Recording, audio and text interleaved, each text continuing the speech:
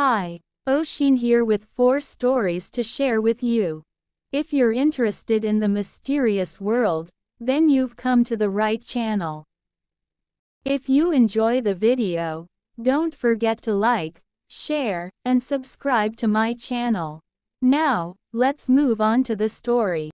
The Legend of Sleepy Hollow by Washington Irving. Chapter E. A pleasanter spot than Sleepy Hollow, or a quieter or more picturesque place, was never given to man. The country round about, in the days of the old Dutch settlers, was remarkably fertile, and had an abundance of oak and hickory trees. In the autumn, the mountains were covered with a rich carpet of leaves, and the forest was a bower of green. The trees were so thick that you could almost imagine that you were in a forest primeval, and the villages that lay scattered along the banks of the river had the look of something out of the fairy tales.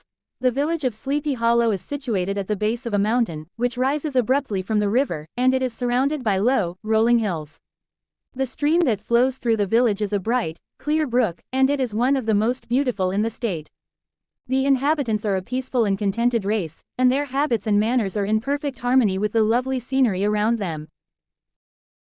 They are a simple and primitive people, who have lived in the same way for generations, and who have never been disturbed by the turmoil of the outside world. Chapter II. Ichabod Crane was a schoolmaster of Sleepy Hollow, and he was a very tall, lanky man, with a long neck and a very large head. He had a long, thin face, and a very long nose, which gave him a very peculiar appearance. He was a very learned man, and he was well acquainted with all the works of the great authors, both ancient and modern. He had a great deal of knowledge about the history and traditions of the country, and he was an excellent teacher. He was also a very good dancer, and he was very fond of music and poetry. Ichabod Crane was very fond of the young women of Sleepy Hollow, and he was very much in love with a young woman named Katrina Van Tassel. She was a very pretty girl, and she was the daughter of a wealthy farmer. Ichabod Crane had often been seen walking with her in the fields, and he had even been seen dancing with her at the village festivals. Chapter E. One of the most famous legends of Sleepy Hollow is that of the Headless Horseman, a spectral rider who is said to haunt the village. According to the legend, the Headless Horseman was a Hessian soldier who had his head blown off by a cannonball during the Revolutionary War. He is said to ride through the village at night, searching for his lost head.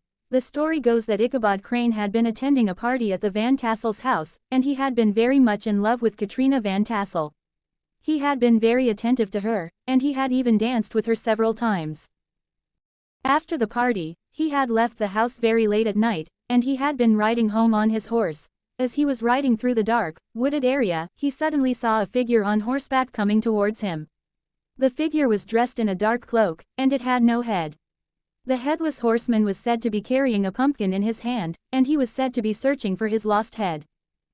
Ichabod Crane was very frightened, and he rode away as fast as he could. Chapter IV. The next morning, Ichabod Crane was missing, and his horse was found wandering in the fields. There was no sign of Ichabod Crane, and it was believed that he had been taken by the Headless Horseman. The legend of the Headless Horseman has been handed down from generation to generation, and it is still believed by many people in Sleepy Hollow. The story of Ichabod Crane and the Headless Horseman has become a part of the folklore of Sleepy Hollow, and it is a tale that is often told around the fireside on dark, winter nights. It is a story that has been passed down from generation to generation, and it is a tale that will always be remembered as a part of the history of Sleepy Hall. Story number 2. The Monkey's Paw by W.W. Jacobs. Part I. Without. The night was cold and wet, but in the small living room of Laburnum Villa the blinds were drawn and the fire burned brightly. Father and son were at chess. The former, who possessed ideas about the game involving radical changes, putting his king into such sharp and unnecessary perils that it even provoked comment from the spectators, who, as usual, were onlookers. The game was nearly finished, however, and then the visitors' arrival was announced. The visitors were Mr. and Mrs. White's son Herbert, who had been home from college, and the family doctor. Herbert was a hearty, well-built young man, and his father and mother were very proud of him. He had been away at college, and his visit was eagerly awaited by his parents. The doctor, a reserved man with an old-fashioned manner, looked as if he had been out for a long time and was pleased to sit down and have a chat. They all sat together in front of the fire, and the conversation soon turned to the doctor's profession and the wonders of modern medicine. The White family lived in a quiet, secluded place, and they had everything they could wish for. Their house was small but comfortable, and they had a cozy little garden where they grew their own vegetables and flowers. They were content with their simple life and had no desire for anything more. One evening, as they sat around the fire, Mr. White told a story about a family heirloom, a monkey's paw, which had been passed down through generations. The monkey's paw was said to have magical powers, and it was believed to grant 3 wishes to its owner. However, Mr. White also mentioned that the paw had a curse on it, and anyone who used it would suffer great misfortune. Herbert laughed at the story and said that he would like to have the monkey's paw for himself. Mr. White, however, was not so sure. He said that the paw had already caused enough trouble and that he had no desire to use it. The conversation ended, and they all went to bed. The next day, Mr. White found the monkey's paw in a drawer, where it had been kept for years. He showed it to his wife and son, and they all agreed that it was a strange and curious object. Mr. White decided to make a wish with the paw, and he wished for a sum of money to help them improve their home. That evening, as they sat around the fire, they received a visit from a representative of the company where Herbert worked. The representative brought them a large sum of money as compensation for an accident that had occurred at the factory. The family was overjoyed with the news and thought that their wish had come true. However, the happiness was short-lived. The next day, they received a letter from the company informing them that Herbert had been killed in an accident.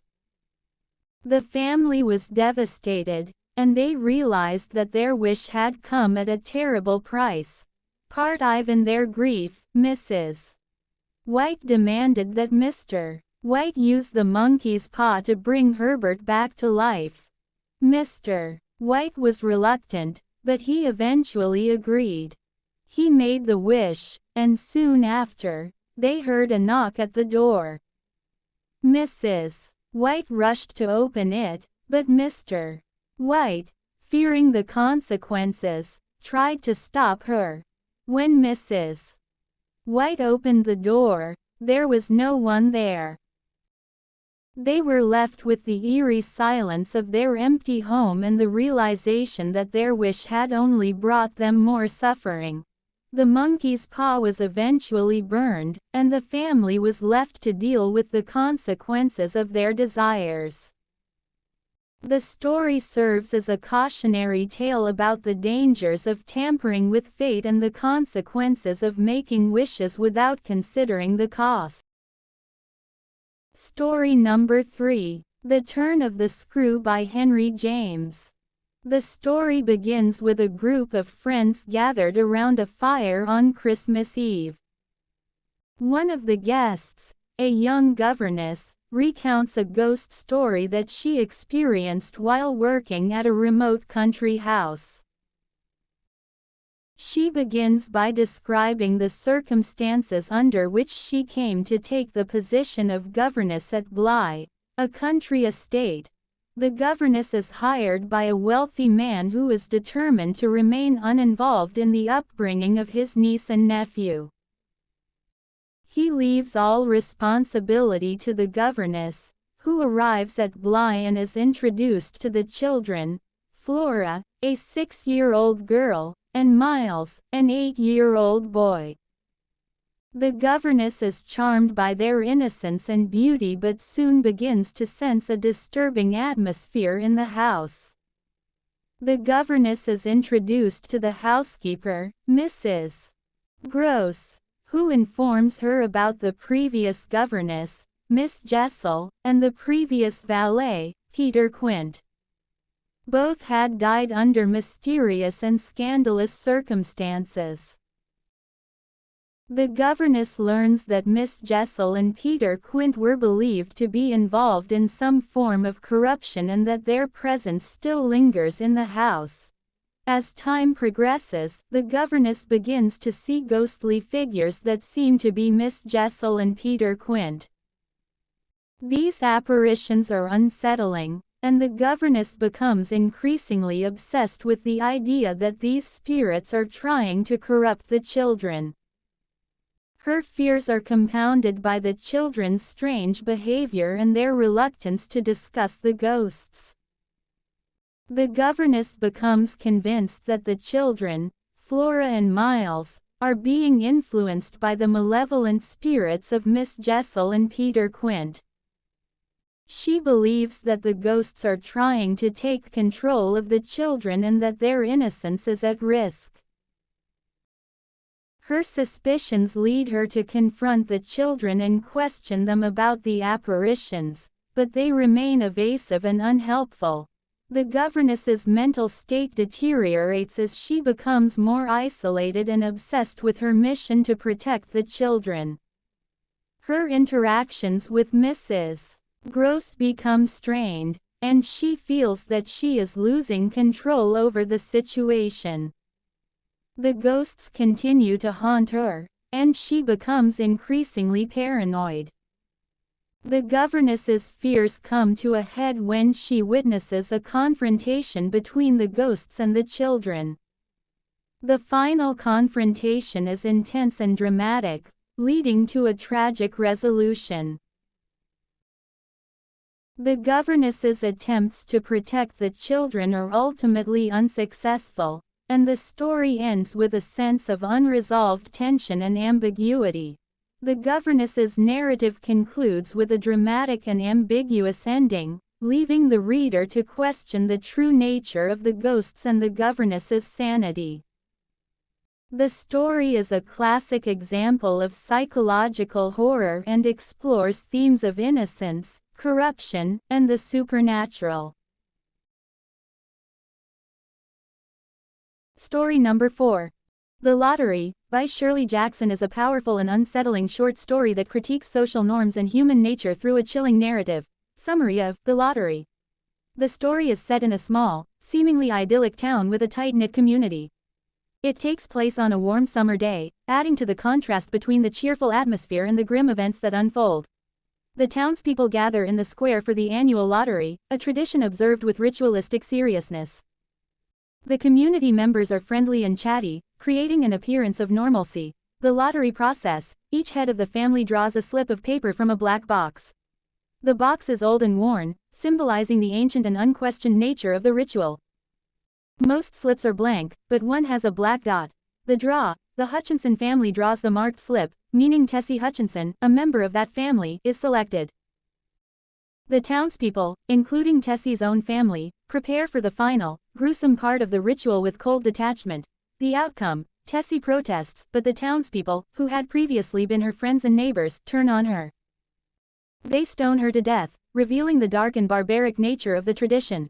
Themes: tradition and conformity. The story examines how blind adherence to tradition can perpetuate cruelty and violence.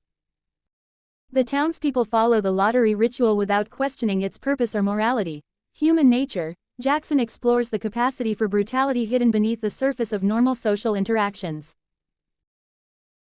The story reveals how ordinary people can commit horrific acts under the guise of tradition. Scapegoating: Tessie Hutchinson becomes a scapegoat for the community's collective aggression, highlighting how individuals can be sacrificed for the perceived benefit of the group. Impact: The Lottery is a classic example of how horror can be used to critique societal norms and expose the darker aspects of human nature. The story's shock ending forces readers to reflect on the nature of tradition and the ease with which society can turn to violence.